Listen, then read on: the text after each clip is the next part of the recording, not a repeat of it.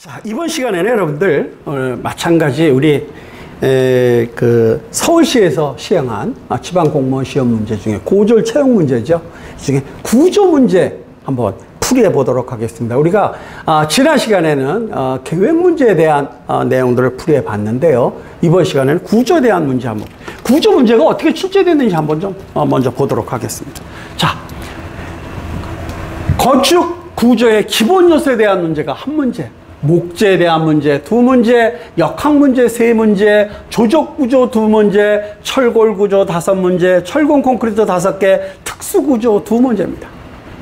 이것도 역시 역학 부분의 문제들은 조금 응용을 했다고 볼 수도 있습니다. 우리 역학이라는 거 응용이긴 하니까요. 근데 나머지 내용들에 대해서는 그렇게 여러분들이 시험 보시는데 어려움은 없었을 거예요. 근데 단 이 문제들을 보니까 이 문제들이 어떤 현상을 보기 하나에서 쉽게 표현하면 다음은 뭐 장부 맞춤에 대한 설명이다, 틀린 것, 장부 맞춤에 대한 설명이다, 옳은 것, 이런 문제가 아니라 맞춤이면 맞춤이라고 조금 광범위한 문제들을 모아놨죠. 물론 계획에서도 그런 문제들이 있었습니다만은 이 구조에서는 조금 그런 문제들이 눈에 좀 띄고 있는 걸, 문제 하나하나 우리가 한번 보면서 한번 문제를 분석해 보죠. 자, 1번 문제 봅니다. 단면의 성질에 대한 설명으로 옳은 것 그랬습니다. 여기 지금 단면의 성질에 우리가 알아야 될 내용들이 뭐였냐면 단면 1차 모멘트, 단면 2차 모멘트, 도심, 그 다음에 단면 개수, 단면 2차 반경, 단면 상승 모멘트, 이러한 것들이 다 있었죠. 그것들을 총망라해서 지금 문제를 낸 것이죠. 단면의 성질에 대한 설명으로 옳은 것, 도심축에 대한 단면 1차 모멘트는 양수다 그랬는데 도심축에 대한 단면 1차 모멘트, 즉 도심축에 대한 단면 1차 모멘트 우리가 통상 GX라고 표현을 하는데 GX는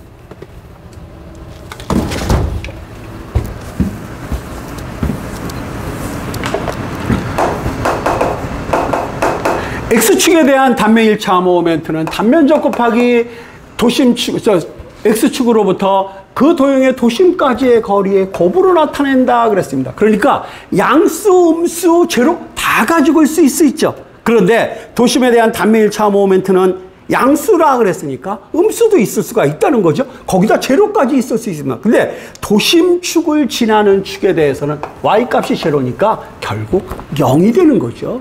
단면 1차 모멘트는 어떤 값을 다 가질 수가 있는데 양수도 가질 수 있고 0도 가질 수 있고 음수도 가질 수 있는데 그중에 이 문제는 도심축을 지나는 거니까 Y값이 제로니까 전체 단면 1차 모멘트는 0이다. 두 번째 봅니다. 지름이 D인 원형의 원은 도심축에 대한 단면 2차 모멘트 값은 64분의 파이 D 4승. 이건 뭐죠? 삼각형 36분의 BH 3승, 사각형 12분의 BH 3승, 원형 64분의 파이 D 4승. 이거 모르는 분은 당연히 찾겠죠. 3번 봅니다. 도심축에 대한 단면 2차 모멘트를 단면적으로 나눈 값을 제곱하면 단면 2차 반지름이 된다. 그래서 단면 2차 반지름은 루트 A분의 I다. 즉 단면 2차 모멘트를, 도심축에 대한 단면 2차 모멘트를 단면적으로 나눈 값의 제곱근을 취한 것이 단면 2차 반경이다. 그러니까 우리가 공식을 외우는 것도 중요하지만 이 공식을 보고 설명할 수 있어야 되겠죠. 단면 2차 모멘트를 단면적으로 나눈 것의 제곱근을 취한 것이 단면 2차 반경이다. 그러니까 틀렸죠. 단면 개수의 단위는 길이의 4제곱인 4제곱 밀리미터, 4제곱 센티미터, 4제곱 메타라 그랬는데 단면 개수 Z는 Y분의 I라 그랬습니다. 이 단면 2차 모멘트는 길이의 4승이죠. 그런가 하면 Y는 요건 길이의 1승입니다. 그렇죠? 즉 도심축으로부터 얼마만큼 떨어져 있느냐는 위치에 대한 단면 개수를 구하기 위해서 전체 도심축에 대한 단면 2차 모멘트를 그 거리로 나누어 준 것인데 결국 4승을 1승으로 나눴으니 3승이 돼야 되겠다는 거죠. 이거 암기하실 필요 없습니다. 근데 개 중에 암기하는 분들이 계신데 절대 암기하지 마세요. 공식을 생각하고 이것의 정의가 뭔가만 알면 바로 단위는 나오게 돼 있습니다. 그래서 4번의 단위 역시 틀린 단위죠. 그래서 옳은 것 물어봤습니다. 2번이 맞는 얘기죠. 두 번째 봅니다. 기초구조에 대한 내용입니다. 기초에서 집안으로 전달되는 힘은 집안의 허용 진해력을 초과해야 된다. 집안의 허용 지내력이라고 하는 것은 뭡니까? 땅이 받아줄 수 있는 허용 지내력입니다. 소위 말하면 가장 안전하게 받아줄 수 있는 힘이 얼마냐 하는 건데, 그거를 초과해버리면 당연히 부동침하로 인해서 건물은 부서지지 않을 수 없는 거죠. 뭐 얼마 전에 여러분들 뉴스를 통해서 보셨겠지만 옹벽 부분이 무너지면서 그냥 기초 부분이 힘이, 기초가 받아줘야 될, 즉 지내력이 받아줘야 될 힘이 약해져 버렸으니까 다 무너져 버려요. 기초가 아무리 튼튼해도 소용없잖아요. 그래서 그 지내력이라고 하는 게 굉장히 중요하다. 그래서 지내력 이하까지 최소한 비교해야 되겠다고 하는 건데, 이것도 위험하죠. 요것보다는 조금 더 커야 되겠다. 우리가 소위 안전율을 보는 이유가 있겠다. 온통 기초는 상부 구조의 광범위한 면적 내 응력을 단일 기초판으로 연결하여 집안에 전달하도록 하는 온통 기초, 매트 기초, 전체 기초, 또 뭐 지하실 기초, 뭐 이렇게 사용한 표현을 할 수가 있겠죠. 복합 기초는 2개 이상의 기둥에서 내려오는 하중을 하나의 기초판이 받도록 한 것이다. 줄 기초는 벽 또는 일련의 기둥으로부터 응력의 띠 모양으로 하여 집안에 전달하도록. 즉 기초 종류는 뭔지, 기초에서 작용하는 힘을 집안에서는 얼마만큼 받아줘야 되는지 하는 내용들이죠. 기초에 대해서만 물어봤습니다. 여기에 다른 내용이 만약에 들어갔다면 더 어려워졌겠죠. 그런데 뭐 온통 기초니 복합 기초니 줄 기초, 뭐 독립 기초도 있겠죠. 이것들을 설명을 해서 표현을 하고 있죠. 그래서 이런 것들 2, 3, 4번의 내용을 우리가 모른다고 하더라도 1번 내용을 자세하게 보시면 금방 아실 수 있는 거죠. 그래서 우리가 이 객관식 문제라고 하는 것, 서술형의 문제라고 하는 것은 1번 읽어서 잘 모르겠다 그래서 포기하지 마시고 정확하게 끝까지 읽어보세요. 읽다 보면 책을 읽듯이 시험 문제를 읽으면 정답 나옵니다. 좀 우스운 얘기입니다만 여러분들 나중에 한번 해보세요. 도저히 모르겠다. 계속 읽어보십시오. 다른 문제 다 해놓으시고 그것만 계속 읽어보시면 정답 나옵니다. 자, 3번 문제 보죠. 이제 목재 접합에 대한 겁니다. 목재 접합 무수히 많이 우리도 해봤습니다.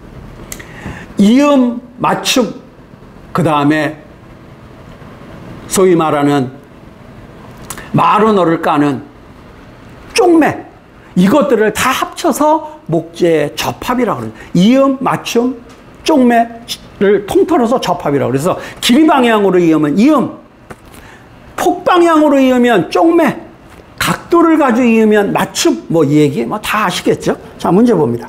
이음과 맞춤의 위치는 가급적 응력이 그렇죠. 잇는다고 하는 것은 무언가 결함이 있다고 하는 건데 거기다가 응력이 큰 것까지 해서는 안 되겠죠. 응력이 작은 곳에 해야 되겠다. 한 부재의 끝부분을 얇게 해서 다른 부재의 구멍에 끼게 돌기를 만드는 것, 이 끼어지는 돌기를 만드는, 이거 우리 장부라고 하죠. 쐐기라고 하는 것은 사각형 형태예요. 우리 여러분들 아마 많이 보실 겁니다. 문이 열리고 닫히고 그러는데 문을 열어놓고 싶으면 뭐가 끼워 넣는데 이런 걸 우리가 쐐기라고 그러죠. 근데 통상 이 목재에서 사용하는 쐐기는 사다리꼴 형태로다가 만들어 놓은 경우들이 많이 있습니다. 두 부재를 나란히 옆으로 붙여대는 것을 쪽매라고 한다.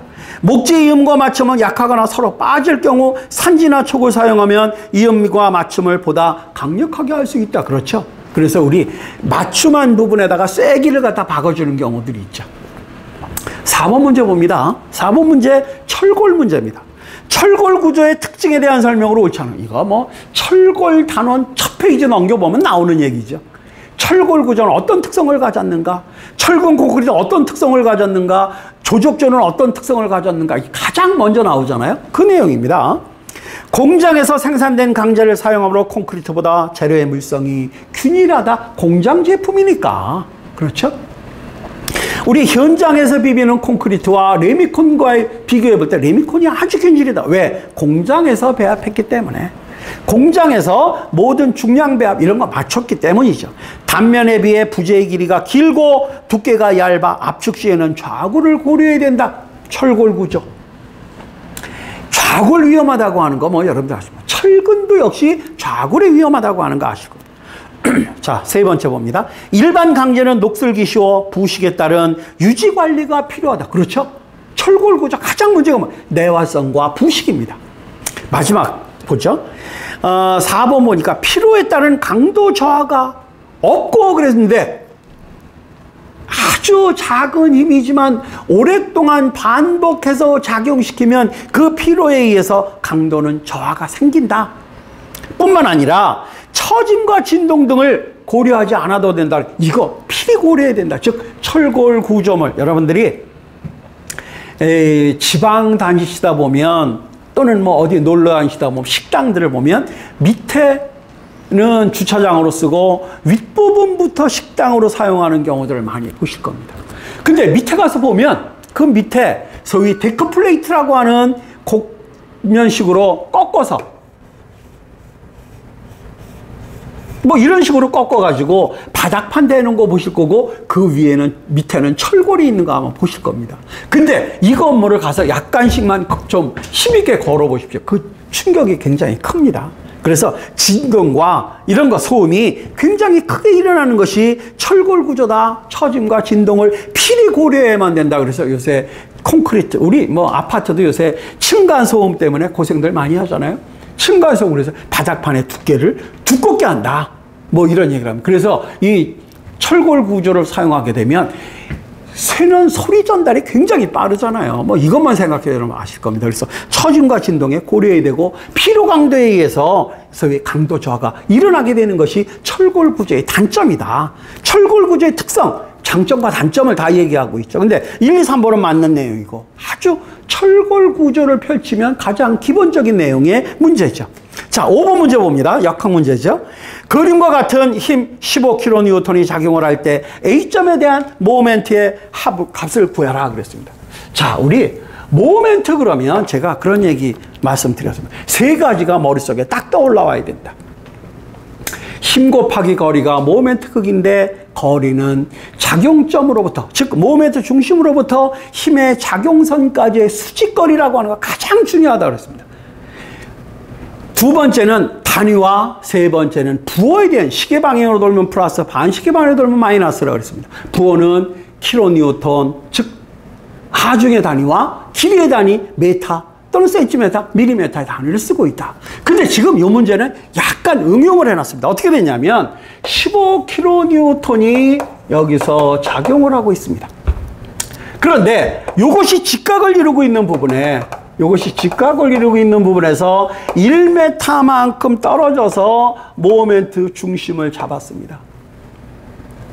자, 이랬을 때 여기서 모멘트 여기까지 수직거리를 구해낼 수 있는 방법이 없습니다. 물론 억지로 구해본다면 구할 수 있는 방법이 나올는지 모르겠습니다.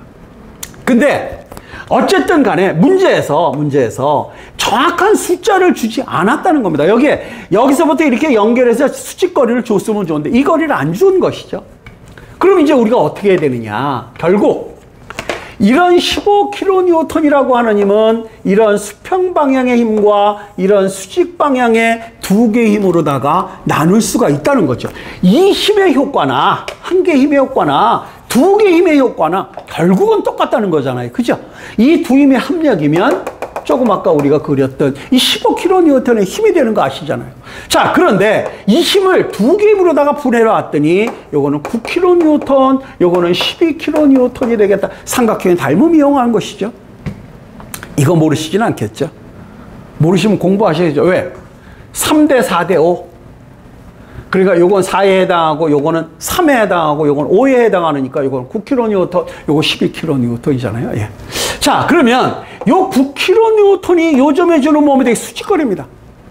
그 다음에 12kN 여기서 여기까지 주는 거리, 요거 수직거리입니다. 그러니까 9kN 곱하기 1m, 무슨 방향? 시계 방향으로 돌죠? 12kN 곱하기 3m, 역시 시계 방향으로 돌죠. 그러니까 12 곱하기 3, 36, 9 곱하기 1, 9 더하니까 45kN인데, 뉴턴 메타인데, 시계 방향으로 돌으니까, 아까 얘기했듯이 힘을 45라는 숫자까지 계산했는데, 단위는 킬로뉴턴 메타가 되겠고, 시계 방향으로 돌으니까 플러스가 되겠죠. 그렇죠? 자, 그래서 정답은 뭐가 되겠습니까? 3번 45kN 메타가 되겠죠. 자, 이런 문제. 요거는 우리가 그동안의 문제들을 풀이할 땐 대개 이렇게 해서 요점 주고 각도 60도 주고 뭐 이렇게 풀었습니다. 근데 이번 문제는 각도도 주지 않고 이 5점까지의 수직거리를 구할 수 있는 방법이 없습니다. 그렇다면 제2의 방법이 뭡니까? 하중 힘을 수직수평으로 나눠야만 되겠다고 하는 거 이제 그걸 찾아내야죠. 그것들을 여러분들이 즉 모멘트 그러면 첫 번째 모멘트는 힘 곱하기 거리다. 그런데 거리는 수직거리라고 하는 것을 머릿속에 넣으셔야 되고 두 번째 모멘트 그러면 힘과 단위와 길이 단위의 곱으로 단위가 이루어진다. 시계 방향으로 회전하면 플러스, 반시계 방향으로 회전하면 마이너스라고 하는 세 가지 내용이 머릿속에 딱 떠올라야 되는 거죠. 반력을 구해라. 4단계가 딱 떠올라야 된다 그랬습니다. 물론 그거를 1단계, 2단계, 3단계, 4단계 제가 풀이할 땐 여러분들 그렇습니다. 나중에 몇 문제 풀고 나면 1, 2, 3, 4단계를 외우지 않아도 자연히 넘어가게 돼 있습니다. 그래서 모멘트도 3단계를 꼭 여러분들이 기억해 두셔야 되겠다. 자, 6번 문제. 이건 트러스에 대한 문제입니다. 트러스에 대한 문제인데 이 트러스는 어떤 문제를 출제하고 있느냐. 트러스가 어떤 식으로 이루어져 있느냐. 근데 이 문제는 조금 광범위하게 얘기하고 있습니다. 심지어 트러스의 내적 안정, 불안정, 외적 안정, 불안정까지를 포함하고 있죠. 우리가 트러스 그러면 통상 머릿속에서 떠오르는 거는 삼각형 구조다. 이것들의 활절로 연결되어 있다 하는 것까지 머릿속에 떠오르실 겁니다. 자, 문제 보시죠.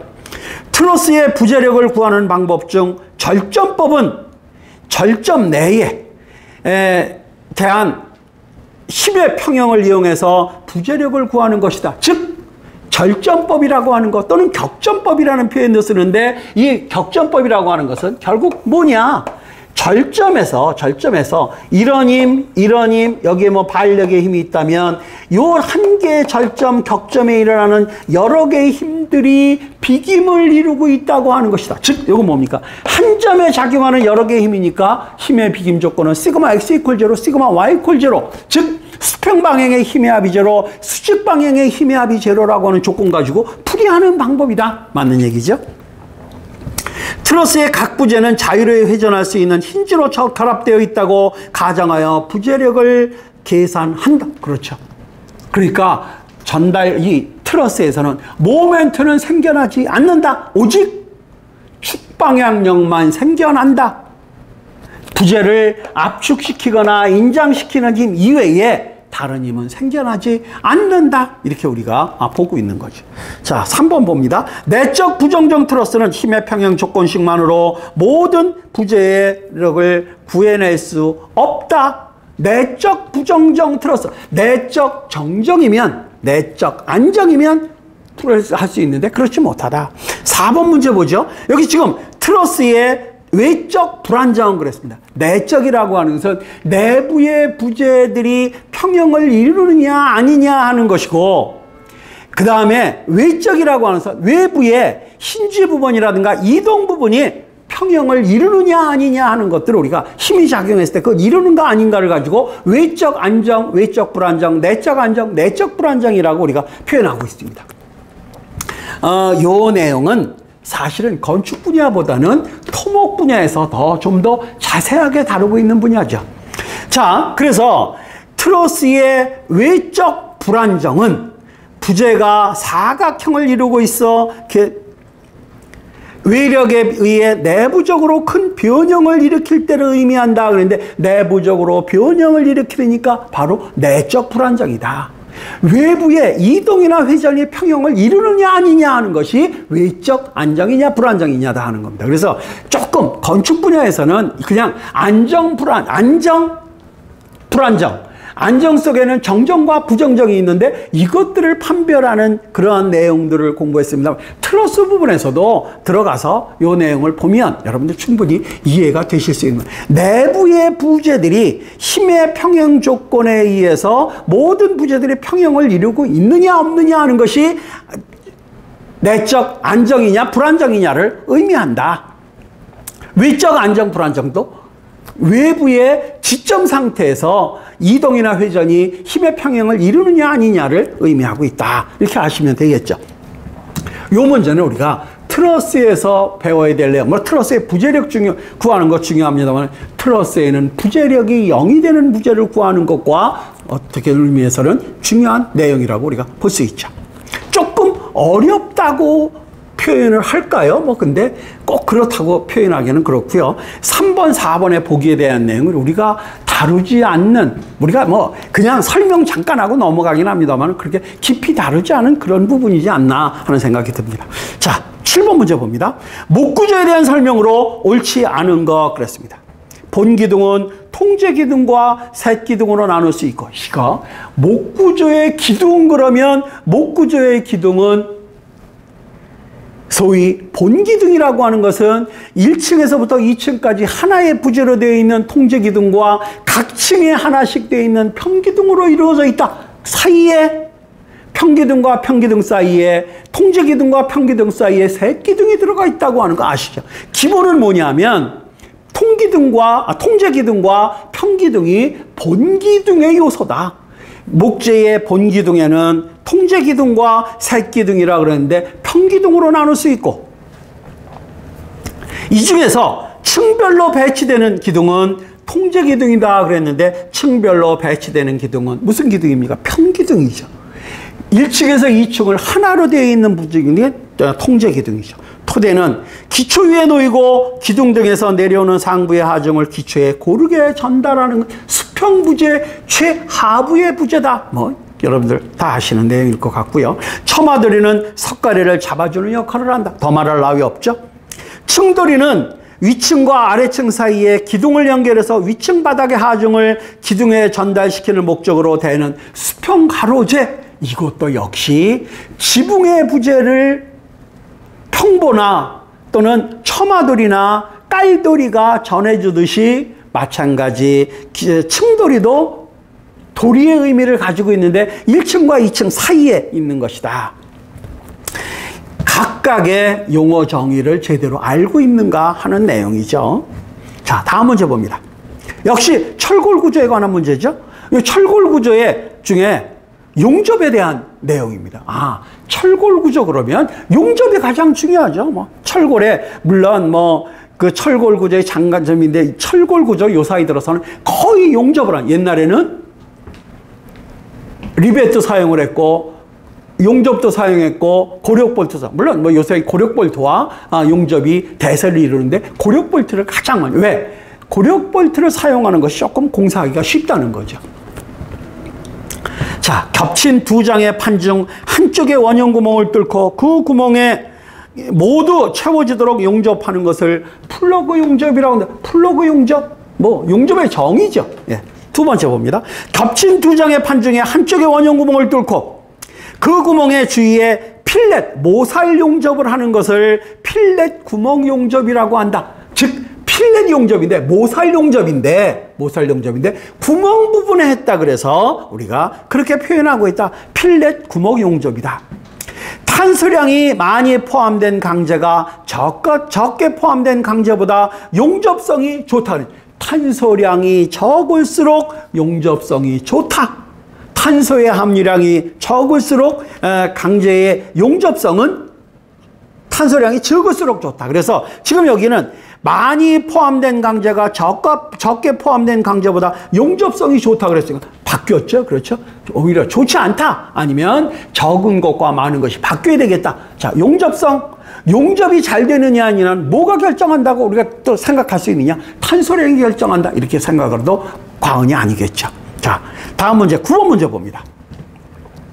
다음 그림은 강제의 인장력을 받았을 때 응력과 변형률의 관계를 나타낸 곡선이다. 이 곡선에 대한 설명으로 옳지 않은 것, 이 부분의 의미를 우리가 역학에서도 생각을 할 수가 있고 철골 구조에 들어가면서 이 강제라고 하는 것이 어떤 변화를 가져오는지 보기 위해서 소위 응력과 변형률 곡선, 우리 기계 쪽에서는 입실렌 델타 뭡니까 시그마 곡선 이렇게 표현하죠. 우리는 그걸 풀어서 응력 변형률 곡선이라고 합니다.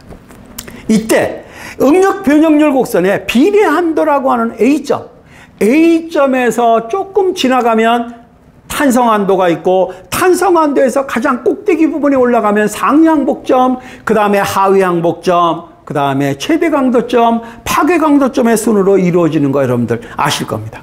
그때 탄성한도 내까지는 탄성이 이루어지지만 탄성한도를 벗어나면 때는 이 외력을 다시 탄성의 성질을 잃어버린다. 소위 소성 영역으로 들어갔다는 거죠. OA 구간은 후쿠의 법칙이 성립되는 구간이다. OA 구간 비례한도까지 F는 이퀄 KX 그러죠. 응력과 변형이 100% 비례한다. 그런데 우리가 탄성한도까지 비례한다고 보고 있다.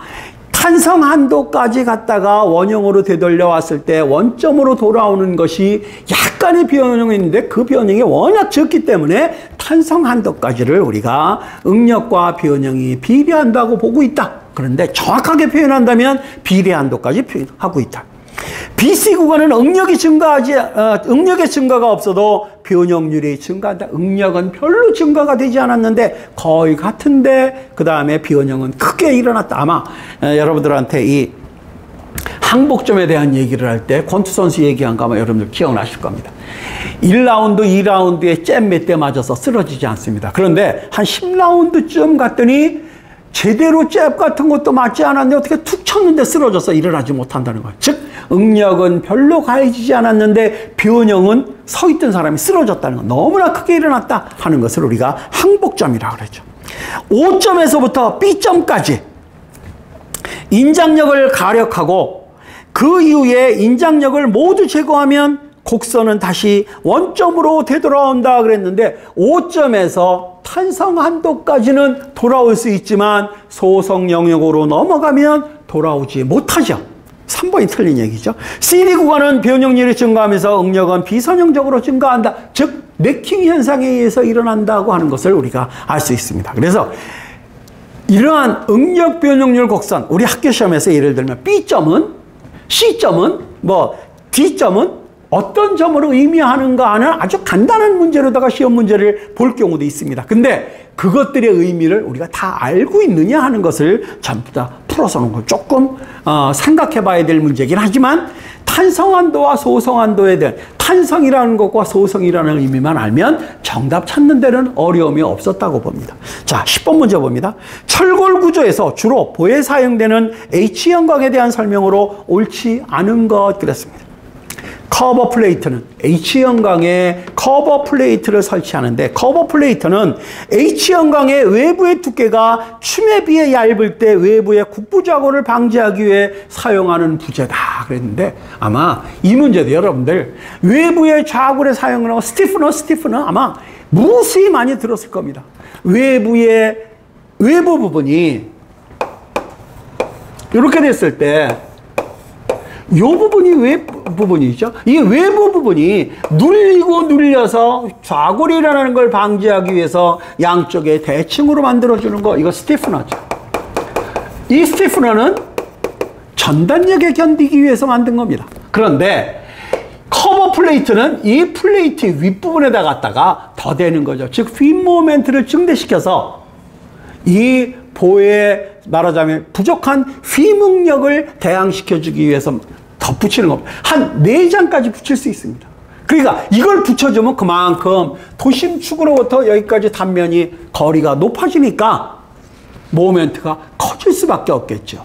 그래서 그 모멘트의 증대는 결국 휘응력의 증대를 가져온다. 그래서 휘응력이 부족한 것을 보충하기 위해서 사용하는 것이 커버 플레이트고 스티프너는 전달력에 견디게 외부의 좌구를 방지하기 위해서 사용하는 것이다. 플랜지는 휘 모멘트를 주로 받고, 그렇죠? 그러니까 커버 플레이트를 대주는 거죠. 외부는 전달력을 주로 받는다. 플랜지는 날개 부분은 휘응력을 받고 외부 부분은 전달력을 받는다. 휘 모멘트를 받는다. 전달력을 받는다. 이거다. H의 400 곱하기 200 곱하기 8 곱하기 10과 형광에서 플랜지의 폭은 200, 외부의 두께는 8mm다. 이거는 더 말할 나위 없습니다. 소위 말하면 폭, 그 다음에 외부 플랜지의 순으로다가 우리가 표현하고 있다고 하는 거 여러분들 아시겠죠? 춤부터, 그 다음에 폭, 너비, 그 다음에 외부 부분, 그 다음에 플랜지 부분. 그러니까 13은 플랜지를 의미하고 400은 춤을 의미하고 200은 폭을 의미하고 8은 외부를 의미한다. 이거 가장 기본이죠. 예를 들면 형광을 표현을 할 때 이 H, B, 그 그 다음에 T1, T2의 곱으로 나타낸다. 뭐 이런 것들 여러분들 다 아실 겁니다. 허니콤보는 허니콤보. H형광보의 외부에 육각형의 구멍을 생기게 해서 춤을 크게 제작한 것이다. 말하자면 육각형 구조로 만들어서 거기에 배관이 지나가게끔 만드는, 소위 말하면 벌집의 그러한 형태로 다 만들어서 춤도 높여주고 춤이 높아졌다고 하는 것은 아까 말했던 휘묵력이 증대되게, 휘모멘트가 증대되니까 휘묵력을 증대시키기 위해서 만들었다고 하는 뿐만 아니라 그 사이에 공간에는 배관이 지나갈 수 있어서 아주 경제적으로 사용할 수 있는 뭐 허니콤보, 소위 우리가 얘기하는 구멍에 뚫린 보, 뭐 이렇게 우리가 표현도 하기도 하죠. 자, 다음 문제 보자. 다음에서 설명하는 벽돌 쌓기 방법으로 옳은 거, 소위 박스형의 문제죠. 이 전체적인 내용을 아느냐 모르느냐인데 그 중에 특성 뭐 하나만 정답과 같이 연결해서 공부하시라는 얘기 제가 누누이 말씀드렸습니다. 자, 통줄눈이 생기자. 아이고, 그렇다면 영식 쌓기나 네덜란드 쌓기로구나 하는 거 금방 우리가 머릿속에 떠오를 겁니다. 근데 영식 쌓기에서도 반절이나 이오토막을 사용하지 않으면 통줄눈이 생길 가능성이 있다. 그렇기 때문에 이 반절이나 이오토막을 사용해야 된다고 하는 내용 아마 아실 겁니다. 한 켜의 길이 쌓기와 한 켜의 마구리 쌓기를 교대로 한다. A켜는 길이, B켜는 마구리, C켜는 길이, D켜는 마구리, 길이 마구리 순서로 간다. 이게 두 가지 네덜란드식과 영식 쌓기 두 가지잖아요. 화란식 쌓기라고 하는 네덜란드식과 영식 쌓기 두 가지가 이런 방식으로 쌓고 있다. 마구리 쌓기의 켜 모서리 부분에 반절 또는 이오토막을 사용한다. 비로소 확실하다는 걸 알았네요. 그죠? 통줄눈이 생기지 않으니 영식 쌓기인 것 같고, 그 다음에 길이와 마구리가 혼합되니 하나씩 교대가 되니 영식 아니면 화란식 쌓기고 네덜란드식 쌓기고, 마지막에 갔더니 반절과 이오토막을 사용한다고 했으니까 당연히 이 영식 쌓기라구나 하는 걸 우리가 알 것이다. 그래서 통줄눈이 생기느냐 아니냐, 반절이냐 이오토막이냐, 반토막을 사용했느냐, 7호토막을 사용했느냐 하는 것들을 가지고 영식 쌓기다, 화란식 쌓기다, 불식 쌓기라고 하는 것들을 서로 연결해서 여러분들이 공부해서 이 네 가지 영식, 불식, 프랑스식, 미식, 이 네 가지 방법을 여러분들이 다 알고 있어야만이 박스형의 문제는 해결할 수 있다는 거죠. 물론 지금 여기서는 다행히 이렇게 표현을 하고 있습니다. 근데 이걸 그림으로 그려서 문제를 낼 수도 있죠. 여기다가 영식 쌓기 갖다 놓고 다음 그림이 쌓기 방식으로 옳은 것 물을 수 있습니다. 정답 찾는 시간은 짧습니다. 아는 사람은 금방 찾지만 모르는 사람은 찾기 힘듭니다. 그래서 글을 읽으면서 그림하고 비교해 보라는 겁니다. 그래야지 여러분들 머릿속에 잘 이해가 되고 오랜 시간 동안 알 수 있다는 거죠. 자, 11번 문제 봅시다. 콘크리트의 품질을 개선하기 위해서 혼합하는 혼화 재료, 즉 혼화재와 혼화재, 재와 혼화재, 이 두 가지가 있죠. 혼화재와 혼화재를 비교해 볼 때 이것들을 통틀어서 우리가 혼화 재료라고 하잖아요. 근데 재는 약품과 같이 아주 조금 섞는 거, 재는 많은 양을 섞어서 콘크리트 배합에 부피에 영향을 줄 수 있는 그러한 것을 혼화재라 그러죠. 그래서 우리 소위 포철란이라든가 플라이애시라든가 실리카 필름이라든가 아니면 고로슬랙 같은 것들이 전부가 다 혼화재. 방수재는 재자 들어가 있는 겁니다. 방수재, 방청재, A재, 감수재, 다 재를 쓰죠. 이런 것들이 재다. 자, 그런데 이 중에 혼화재는 약품으로 소량, 시멘트량의 약 1% 이하를 사용되고 배합 설계 시에 중량을 무시하는 것이다. 그렇죠? 혼화재는 비교적 다량의 시멘트량의 5%가 사용되고 배합 시의 중량을 고려한다. 제가 설명했습니다. 혼화재는 A재, 감수재, 유동화재, 재가 있고, 혼화재에는 기포재, 방청재, 방수재, 뭡니까? 재잖아요. 그러니까 이건 혼화재죠. 요것만 제가 설명한 걸 들으셨다면 뭐 정확히 정답 찾을 수 있을 겁니다. 자, 다음 문제 보죠. 구조 시스템에 대한 설명으로 옳지 않은 거 그랬습니다. 자, 특수구조죠. 현수막 구조, 케이블 구조, 절판 구조, 스페이스 프레임 구조. 그 중에 현수막 구조 많이 들어보셨을 거고 케이블 구조 많이 다 이게 다 많이 여러분들 들어보신 거죠. 그 중에 현수막 구조는 얇은 막에 인장력을 줘서 형태를 만드는데 공기를 집어넣느냐 공기막 구조, 골조를 만들어 놓느냐 골조막 구조, 그 다음에 끈으로 당겼느냐 현수막 구조, 이것들을 다 합쳤느냐 소위 하이브리드 막 구조라고 우리가 얘기할 수 있죠. 자, 두 번째 문제 봅니다. 케이블 구조. 휨 부재인 케이블을 이용해서 케이블이 휨을 받을 수 있습니까? 이 보기 문제에서도 여러분들 문제 출제하신 분도 굉장히 고민을 하셨을 겁니다. 어떤 걸 어떻게 바꿔야 되는가 하는 고민을 하셨을 텐데 어떻게 보면 수험자를 배려했다고 볼 수가 있죠. 케이블 구조는 케이블의 인장력을 이용해서 지지 구조물에 힘을 전달하는 구조다. 그렇죠? 매달려 있는 거죠. 그래서 인장력을 받는 것이다. 절판 구조는 얇은 평판을 구부리거나 접어서 하중에 대한 저항성을 증대시키는 것이다. 쉽게 표현하면 이 종이를 그냥 이렇게 세우면 안 쓰는데 이런 식으로 접어 놓으니까 쓴다는 거죠.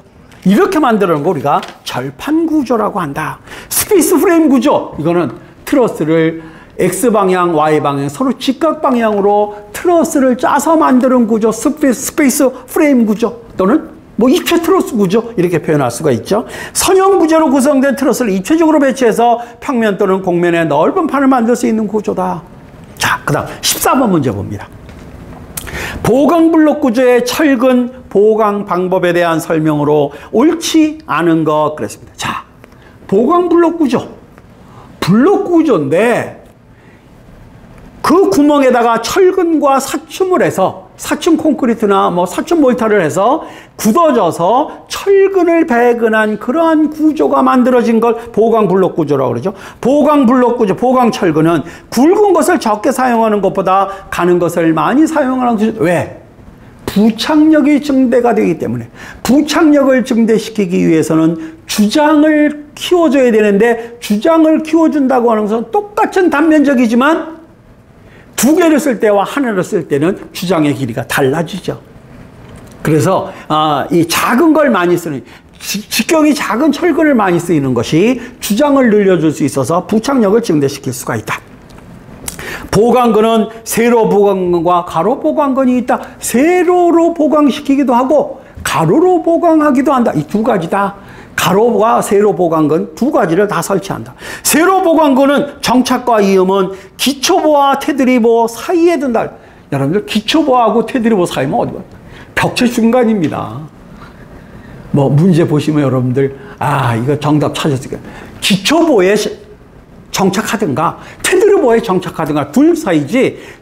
두 가지 방법이지 중간에다가 정착하지는 않는다. 3번이 틀렸죠. 세로 보강근과 가로 보강근의 교차부는 결석선으로 연결한다. 즉 결석선으로다가 서로 이 절점 부분을 강력하게 해줘라 하는 의미라고 우리가 생각할 수 있죠. 정답은 당연히 3번이 될 겁니다. 자, 15번 철근 콘크리트 구조입니다. 철근 콘크리트 구조의 기둥에 대한 설명으로 옳지 않은 것 그랬습니다. D32 이하의 축방형 철근은 D10 이상의 띠철근으로 둘러싸여야 한다. 규정입니다. 사각형 띠철근으로 둘러싸인 축방형 주철근의 최소 개수는 4개다. 사각형의 띠철근.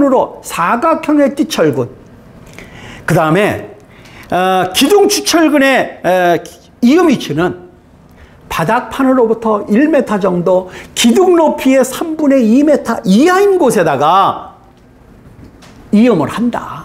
근데 지금 여기서는 뭐라고 표현했냐면 기둥 단부에 가까이 든다. 이 단부는 소위 말하면 힘을 강하게 받는 부분인데 여기다가 이음을 해서 되겠는가?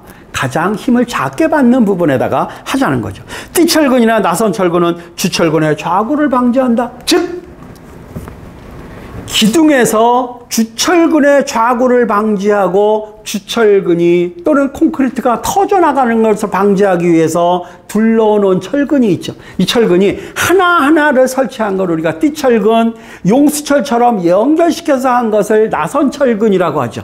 그래서 이런 띠철근이나 나선철근은 주철근의 좌구를 방지하는 그러한 철근이다. 자, 16번 문제 봅니다. 철근 콘크리트의 이방향 슬래브의 배근 방향에 대한 설명으로 옳지 않은 것 그런 거. 자, 우리가 이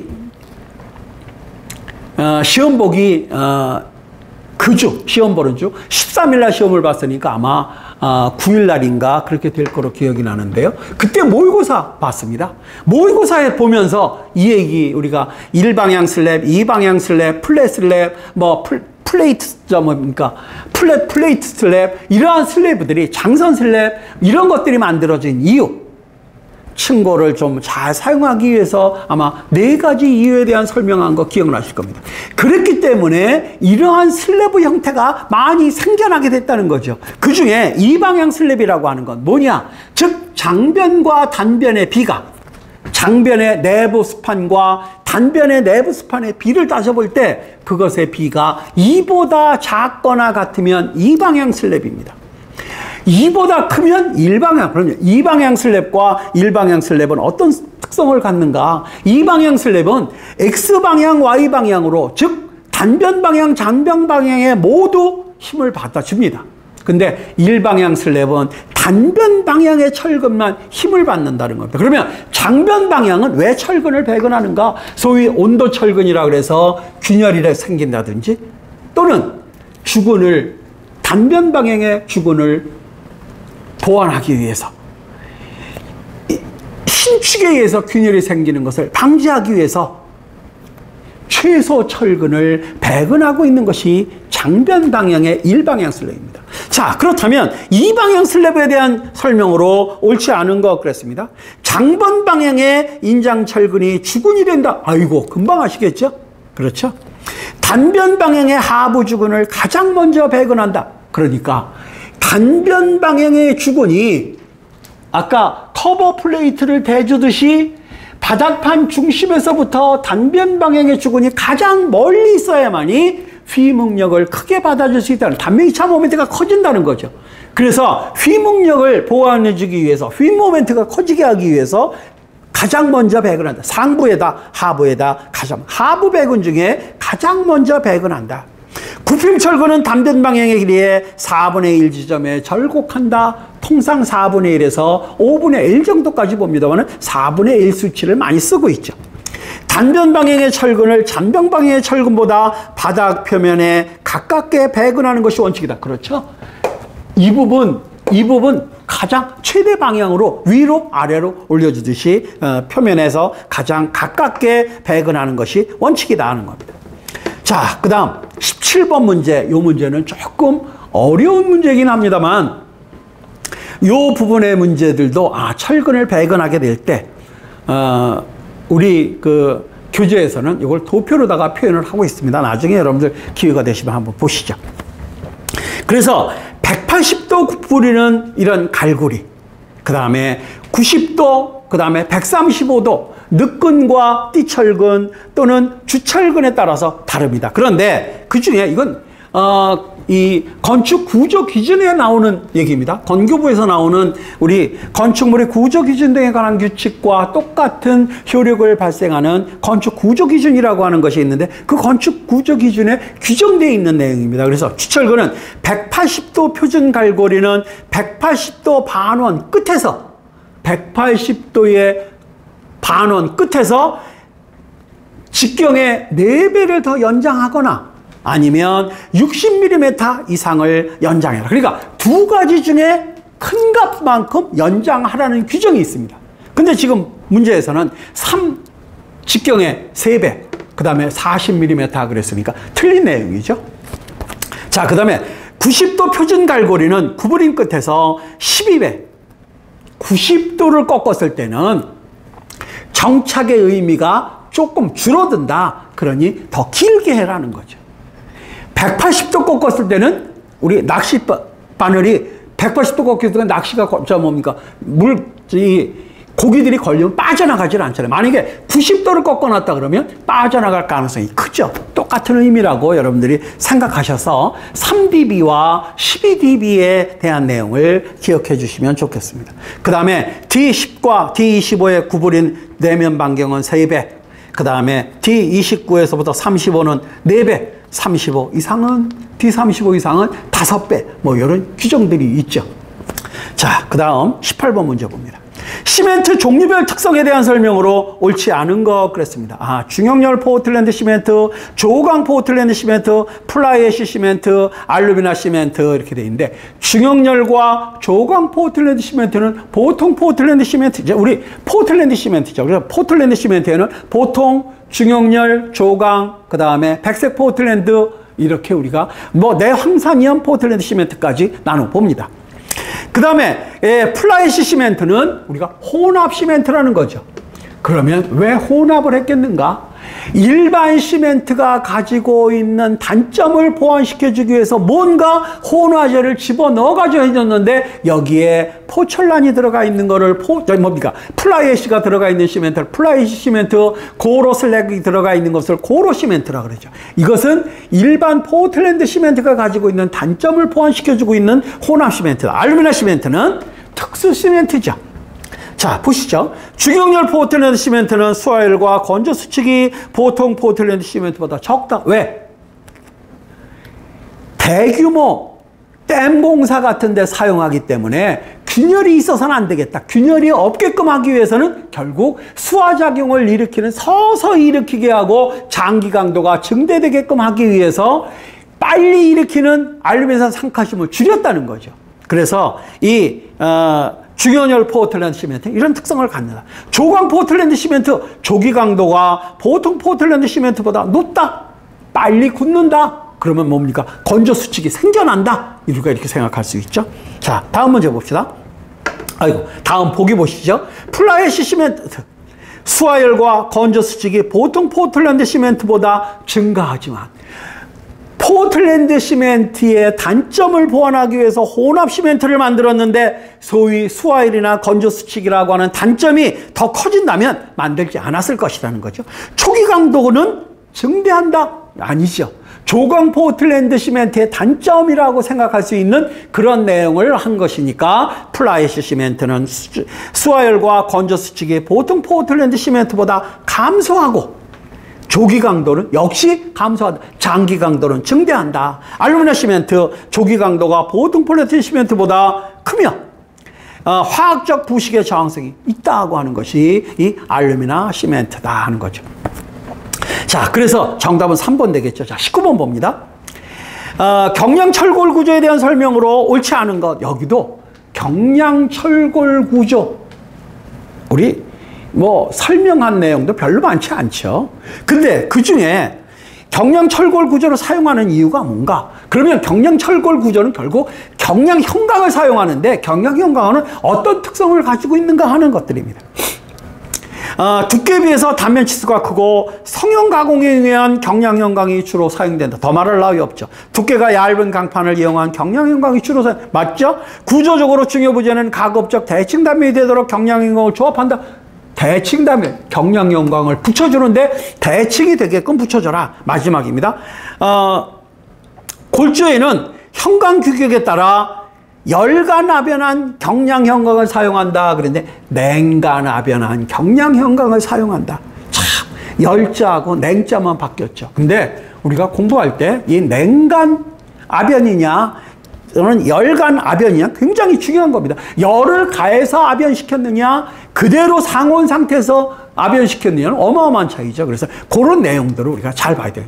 이런 시험 문제를 여러분들이 풀면서 앞으로 우리가 책을 읽을 때 위아래 바뀐 거, 냉간이 열간으로 바뀐 거, 그 다음에 높이가 이제 부피로 바뀐 거, 쉽게 표현하면 그런 식으로 바뀐 내용들이 있구나. 그런 내용들을 우리가 잘 생각해 봐야 되겠구나 하는 걸 여러분들이 기억하실 수 있을 겁니다. 자, 마지막 문제, 20번 문제, 우리 역학 문제입니다. 이 20번 문제는 반력을 구하는 문제죠. 근데 반력을 구하는 4단계 제가 여러분들한테 눈에 드렸습니다. 어떻게 되어 있냐면 지금 이동지점, 여기 회전지점, 여기가 2m, 6m, 5m, 5m죠. 5m, 5m, 2m, 6m, 여기에 500kN, 여기에 350kN이네요. 자, 그런데 이것들의 반력을 구하는 단계는 우리가 네 단계 딱 나눠봅니다. 처음에 어떻게 하냐? 각 지점의 종류를 알아봐라. 회전 지점이니까 수직 수평의 반력이 있을 것이다. 이동 지점이니까 수직 반력이 있을 것이다. 반력의 방향을 가정하고 기호를 붙여줘라. 반력의 방향을 가정하고 기호 A점이니까 HA, VA, B점이니까 VB 붙여줬다. 방향 가정해줬다. 이제 힘의 비김 조건을 이용하라는 것이죠. 여기서 이제 여러분들이 조심하셔야 됩니다. 왜냐하면 단순보 같은 경우에는 시그마 모멘트 이퀄 제로를 이용을 할 때 시그마 X, 시그마 Y 다 좋습니다만은 하여튼 그 순서대로 풀면 시간이 오래 걸리니 조금이라도 빨리 풀 수 있는 방법은 뭐냐면 시그마 모멘트 이퀄 제로를 이용해야 되겠다. 그러는 3번째 단계에서 우리가 공부를 했는데 요 지점에 잡으나 별 문제가 없었습니다. 왜? 여기에 수평 반력이 있다고 하더라도 이 점을 통과하니까 모멘트가 0이 되니까 신경 쓸 이유가 없었다는 거죠. 그런데 여기서는 신경을 써야 된다는 건 왜입니까? A 지점과 B 지점의 높이 차이가 있다는 겁니다. 그래서 B점의 VB를 물어봤으면 여기다가 모멘트 중심을 잡아서 바로 구할 텐데 VA를 물어봤잖아요. 그죠? A 지점에 발생하는 수직 반력 그랬습니다. 그런데 A점의 수직 반력을 물어봤으니까 A점의 수직 반력을 풀이하기 위해서는 B점에다 모멘트 중심을 잡는 것이 빠르다는 거예요. 근데 여기에 조심할 게 뭐냐? 수평 반력이 있다고 하는 걸 항상 염두에 두셔야 됩니다. 그래서 A점에다 잡아서 VB 값을 구해서 시그마 Y 이퀄 제로를 이용을 해도 별 시간 차이 안 납니다. 그러니까 A점에다 모멘트 중심을 잡았다. A점에 작용하는 모든 모멘트 합이 0인데 A점에 모멘트를 줄 수 있는 힘은 500 곱하기 5 시계 방향이니까 플러스죠. 350 곱하기 2 시계 방향이니까 역시 플러스죠. 이것들의 합. 그 다음에 VB 곱하기 8 마이너스죠. 이것들의 합이 0이 돼야 되니까 2500, 700, 3200, 8로 나누니까 결국 VB가 400kN이 됨을 알 수가 있습니다. 자, 그러면 시그마 Y 이퀄 제로에서 내려오는 거 350, 올라가는 거 400, 올라가는 거 VB, 그러면 VB가 방향이 바뀌었다는 걸 우리가 음수가 나오니까 바뀌었다는 거 금방 아시겠죠. 그래서 400 올라가고 350 내려오니까 이거 50 내려와야 되겠구나 하는 이 문제를 풀을 때 A 지점에다 모멘트 중심을 잡지 않고 B점에다 잡아놓고 풀으니까 575가 나오죠. 당황을 많이 합니다. 그런데 여기에 수평 반력이 있다고 하는 걸 우리가 알아야 되는 거죠. 그래서 단순보 같은 경우는 별 문제가 되지 않았습니다만은 이런 라멘 구조에서는 조금 우리가 신경을 써야 되겠다. 왜? 지점의 높이 차이가 있으니까. 이것도 역시 지점을 여기까지 내려놨으면 문제가 되지 않습니다. 반력 구하는 4단계. 우리 역학에서도 사실 1번 문제를 여러분들이 보시고 굉장히 당황했을 수 있습니다. 그런데 나머지 문제들은 그냥 평이하게 왔다는 거죠.